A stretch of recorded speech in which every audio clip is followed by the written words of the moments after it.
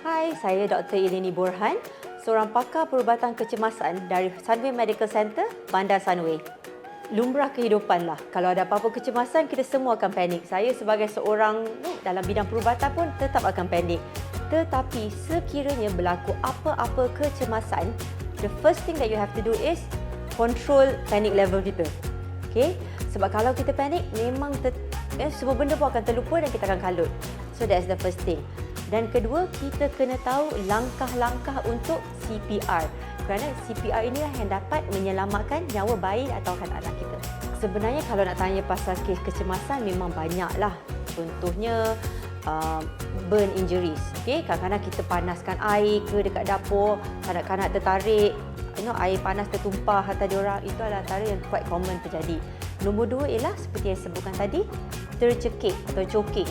Untuk kanak-kanak yang berumur 3 tahun ke atas, mereka lebih kerap tercekik kepada mainan diorang ataupun bateri bulat yang kita panggil coin battery tu, ataupun even duit shilling.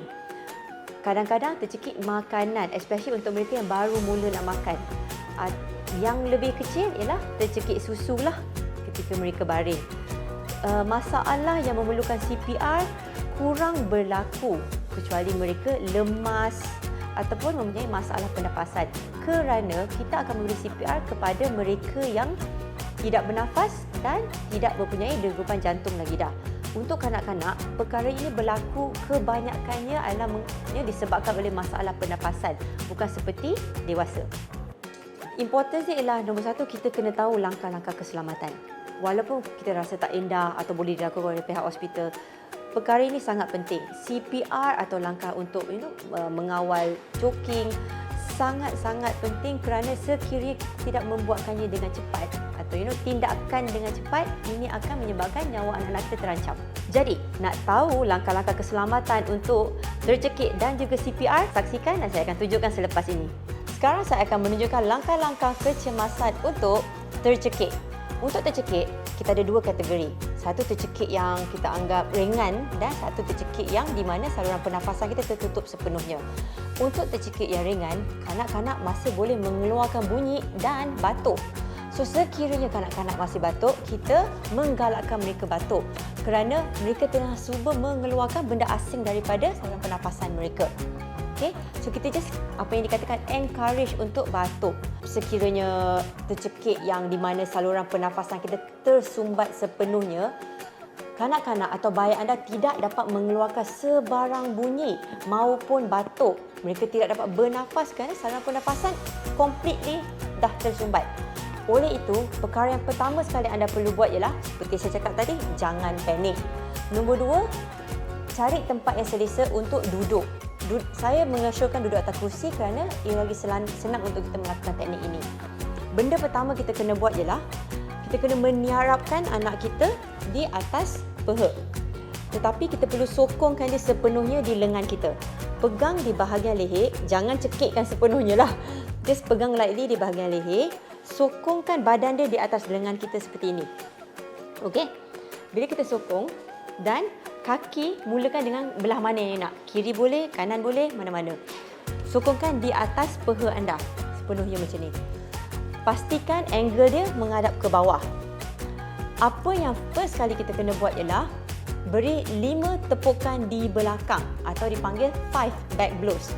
Cara nak berinya ialah dengan menggunakan di bahagian bawah tapak tangan kita. Dan kita tepuk ke depan. Bukan tepuk macam ni, ke depan. 5 back blows macam ni. 1, 2, 3, 4, 5. Selepas kita dah bagi 5 back blows, pegang di bahagian belakang kepala dan sekarang kita tukar ke kaki sebelahnya kerana ampukan anak you macam ni. Okey.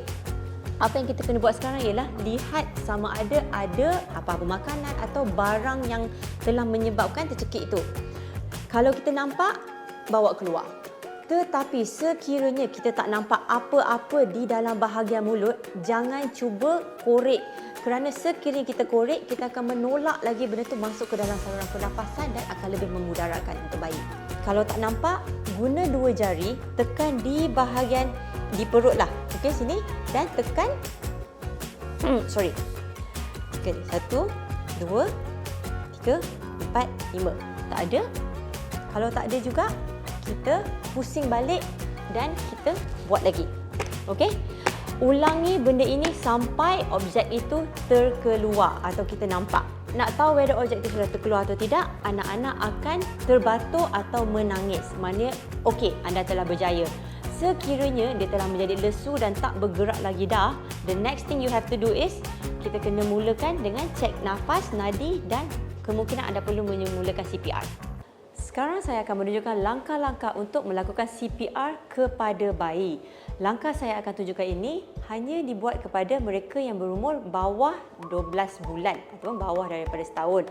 Sekiranya anak anda adalah lebih daripada setahun, dia mengikut saiz badan, kita akan melakukan cara CPR yang berbeza, lebih kepada cara kita lakukan kepada orang dewasa. Antara mnemonik yang kita harus ingat adalah DR, S, A, B, C, D. Okay? D adalah stands untuk danger atau bahaya. R, respond, pada respon bayi atau kanak-kanak anda. S ialah shout for help, iaitu memanggil pertolong atau meminta pertolongan. A, airway, ialah saluran pernafasan. B, breathing, untuk pernafasan kita. C, circulation, maknanya kita cek nadi untuk pastikan jantung berdegup. Alright. Dan D ialah disposition atau apa kita nak buat, atau defibrillation, di mana kita mengambil AED untuk memberi renjatan kepada anak anda. Saya akan go through DRSABCD secara keseluruhan supaya anda lebih faham. So D, bahaya. Sekiranya katakanlah anak memanjat TV jatuh kepada anak anda, ataupun keadaan bahaya, kerusi jatuh ke semua, pastikan anda, persekitaran dan bayi atau anak anda berada dalam keadaan yang selamat. Bawa mereka ke tempat yang selamat dan letakkan di tempat yang rata dan keras. Okey, itu yang penting. Nombor 2, respon. Untuk bayi, nak cek respon, kita tak panggil, hello, dengar ke tak? Sebab mereka tak dapat memberi respon yang sepatutnya. Antara cara terbaik untuk mendapat respon daripada bayi anda ialah dengan menepuk bahagian tapak kaki. Okey, atau dan kita boleh panggil, hello, are you okay? Can you hear me? Untuk kanak-kanak yang badannya besar sikit atau lebih dari 1 tahun, kita akan menepuk di bahagian bahu. Hello, can you hear me? Okey, itu adalah cara dapat respon. Sekiranya tidak ada respon, long lie, tak nampak apa-apa, memang lemah saja, S, shout for help atau memanggil. Sekiranya anda di dalam kawasan rumah, anda boleh jerit, hello, tolong, bayi saya tak ada respon. Ataupun sekiranya anda di rumah keseorangan, tak ada orang langsung di rumah, cari telefon bimbit anda dan dial 999 untuk bantuan kecemasan. Sambil menunggu bantuan kecemasan datang, anda perlu melakukan CPR kepada bayi anda kerana every second count, setiap saat adalah sangat penting. Yang pertama kita akan buat ialah check airway atau cek pernafasan bayi. Caranya ialah head tilt chin lift, ayat dia, iaitu kita kena mendongakkan kepala dan angkat sikit bahagian dagu. Cara dia ialah letakkan tangan di atas dahi bayi, dongakkan sikit, bukan sampai sepenuhnya sebab ini akan menutup pernafasan lagi. Dongakkan sikit saja dan angkat sikit bahu. Letakkan bahagian pipi anda di tempat hidung dan mulut. Sebab apa yang akan buat sini ialah letak pipi dan lihat bahagian dada dia. Okey, lihat bahaya dada dia akan naik atau turun. Nak tahu bahawa bayi anda bernafas atau tidak. Rasa kepada angin pernafasan di sini. Okey, di pipi anda juga akan rasa angin itu. So, sekiranya ada pernafasan, okey, letakkan bayi anda di posisi mengiring. Ini dipanggil recovery position dan tunggu ambulans datang. Sekiranya anda membuat begini dan mendapati bahawa tiada pernafasan, first thing you have to do is bagi bantuan pernafasan. 5 bantuan pernafasan diberikan. Untuk bayi, memberi bantuan pernafasan ialah mulut anda harus tutup sepenuhnya bahagian hidung dan mulut. Tutup mulut anda sepenuhnya, kita panggil a big seal untuk di bahagian sini. Alright? Sebab kita akan make sure bila kita menghembus nafas kita, dia akan masuk daripada hidung dan juga bahagian mulut. Cara nak memberinya ialah tarik nafas dalam dan bila kita memberi itu, pastikan dada bayi akan ternaik sedikit. Selagi dada dia tak naik, maknanya bantuan pernafasan anda tidak cukup. Kita perlu memberi 5 bantuan pernafasan. Okey, so 1, 2, 3, 4, 5. Satu bantuan pernafasan, maknanya kita akan hembus keluar selama dalam lingkungan 1 minit lah juga. Okey, dia bukan sekejap-sekejap je.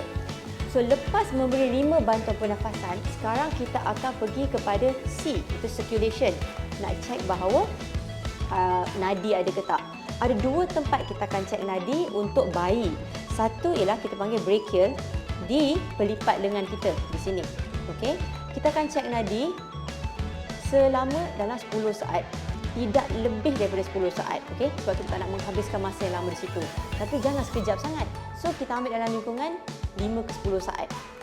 Satu di pelipat lengan, satu lagi adalah di bahagian celah kelengkang, kita panggil femoral artery.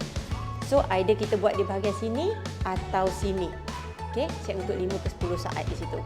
Sekiranya anda tidak rasa nadi, terus mulakan tekanan dada, iaitu CPR. Cara untuk bayi ada 2 cara.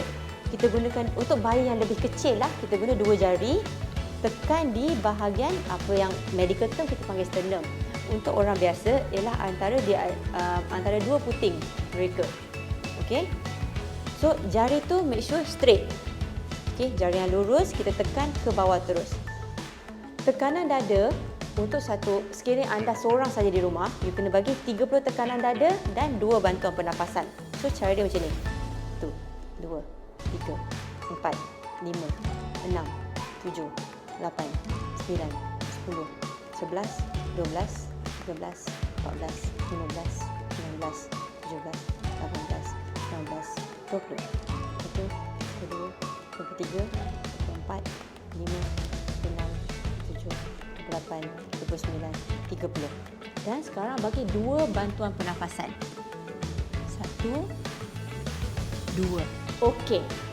So, itu adalah kita panggil satu cycle. Sekiranya nadi tak dapat rasa lagi dan bayi masih lagi long lie dan tidak memberi apa-apa respon, buat balik seperti tadi. Ulang balik 30 tekanan dada dan 2 bantuan pernafasan sebanyak 5 kali. So, perkara ini akan diulang sampai nadi dia datang balik ataupun bila bantuan kecemasan datang. Tetapi sekiranya anda ada orang yang dapat menolong anda di rumah, caranya berbeza sikit. Cara penekanan dada CPR ialah kita menggunakan 2 ibu jari kita. Kita pusing dan menekan di bahagian yang sama tadi. Antara 2 putingnya, kita letak di sini, di bahagian tulang keras sternum. Okey, dan kita akan tekan. So, sekiranya saya ada orang akan menolong saya, pembantu saya akan memberi bantuan pernafasan dan saya akan menjadi orang yang memberi tekanan dada. Nisbahnya akan berbeza. Sekiranya sebagai seorang penyelamat, saya akan bagi 30 kepada 2. Kalau ada 2 penyelamat, saya akan membuat 15 tekanan dada kepada 2 bantuan pernafasan. So, caranya sama. Kita menekan 1, 2, 3, 4, 5, 6, 7. Sebanyak 15 kali sebelum pembantu anda memberi bantuan pernafasan. Selepas membuat beberapa getaran CPR, kita mendapat balik nada bayi. Sekarang kita cek balik breathing. Kalau breathing dia pun sudah datang balik, bayi bernafas, kita letak bayi di posisi recovery. Recovery position itu mengiring ke tepi sampailah bantuan kecemasan datang ke rumah. Sekarang saya akan menunjukkan langkah-langkah untuk melakukan CPR kepada kanak-kanak yang berusia lebih daripada setahun ke atas. Caranya ada sedikit perbezaan dengan dewasa dan juga bayi. Tetapi langkah-langkahnya masih sama. Kita masih menggunakan mnemonik DRS ABCD. So, D adalah danger. Pastikan anda, bayi anda dan persekitaran anda berada di tempat yang selamat. Okey? So, kita tepikan semua benda-benda yang berbahaya daripada diorang. Bawa mereka ke tempat yang selamat. Especially lantai yang rata dan keras. Itu sangat penting. Nombor 2, R, respon. Untuk kanak-kanak, kita cek respon dengan memukul di bahagian bahu. Cara yang sama dengan kita buat kepada dewasa. Hello, adik, boleh dengar tak? Can you hear me? Cara nak pukul dia, janganlah buat lembut-lembut macam tu. Sebab budak-budak takkan respon. Memang kena kuat. Okey, ini adalah kecemasan. Tak ada masalah kalau kita pukul dengan kuatnya. Alright, sekiranya tak ada respon, langkah seterusnya ialah shout for help. Hello, anyone, can you help me? Okay, boleh tolong saya? Anak saya tidak memberi respon. Tolong telefon 999 atau dapatkan AED. AED adalah Automated External Defibrillator, di mana kita meletak pad dan memberi renjatan jantung yang automatik. Benda ini sangat penting dalam apa kita panggil chain of survival ataupun kitaran hayat. Sekiranya anda berada di rumah keseorangan, tak ada orang boleh tolong, dapatkan handphone anda dulu dan dial 999 untuk mendapat ambulans datang untuk memberi bantuan kecemasan. Kenapa saya tidak galak untuk mendelaykan telefon kecemasan? Kerana sambil menunggu bantuan ambulans datang, anda perlu melakukan CPR. Sekiranya anda delaykan ambulans datang, anda akan mendelaykan lagi rawatan kepada anak anda. Sekarang, cek pernafasan anak anda. Okey, cara yang sama seperti bayi, kita akan head tilt, letak kepala di dahi, dan angkat sikit dagunya. Okey, feel, rasa udara di bahagian pipi anda dan lihat sekiranya dada ada penaikan. Ini adalah tanda-tanda anak anda sedang bernafas. Sekiranya mereka bernafas, alhamdulillah, pusingkan anak anda ke tepi. So, ke tepi adalah kita panggil recovery position. Tetapi sekiranya tiada pernafasan, anda perlu memberi 5 bantuan pernafasan secepat mungkin. Cara memberi bantuan pernafasan kepada kanak-kanak yang dah besar ialah mulut kita tak dapat nak cover hidung dan mulut mereka. So, mulut kita kena seal di bahagian mulut mereka. Kita angkat kepala ini, picit bahagian hidung mereka dan memberi bantuan pernafasan. Okey? Dan cara ini diberi sebanyak 5 kali. Sama seperti bayi. Okey? 1, 2, 3, 4, 5. Selepas memberi bantuan pernafasan, sekarang kita akan cek nadi anak anda. Okey, nadi kalau macam bayi kita recommend di pelipat lengan ataupun di bahagian celah kelengkang. Kanak-kanak, yes, kita masih boleh cek di pelipat lengan juga. Sebab kadang-kadang leher mereka sangat pendek. Untuk mencek nadi di bahagian dada agak susah lah. Okay. Satu lagi benda yang saya recommend dan lupa nak sebut tadi ialah buka baju. Sebab kita akan nampak bahagian dada mereka. Kalau boleh, buatkan secepat mungkin. Terutamanya sebelum kita cek pernafasan. Alright. Sekiranya dia pelipat dengan, depending on anak, kita punya saiz, kita tak dapat rasa nadi mereka. Kalau nak cek bahagian femoral untuk kanak-kanak yang kurus, kecil pun boleh, tak ada masalah. Kalau tak ada, apa saya katakan, nadi, kita mulakan dengan CPR. Perbezaannya, sekiranya bayi, kita guna 2 jari kan? Atau kita buat macam ni tadi. Untuk kanak-kanak yang besar atau lebih dari setahun, kita menggunakan 1 tapak tangan. Tempat dia sama, di antara 2 puting, tengah-tengah ialah mana ini adalah sternum kita, tulang di dada kita. So di bahagian bawah ini kita akan menekan sebanyak nisbah yang sama 30 dengan 2 bantuan pernafasan. So 1, 2, 3, 4, 5, 6, 7, 8, 9, 10, 11, 12. Okey? So ini kita buat selama 30 kali dan kita akan teruskan dengan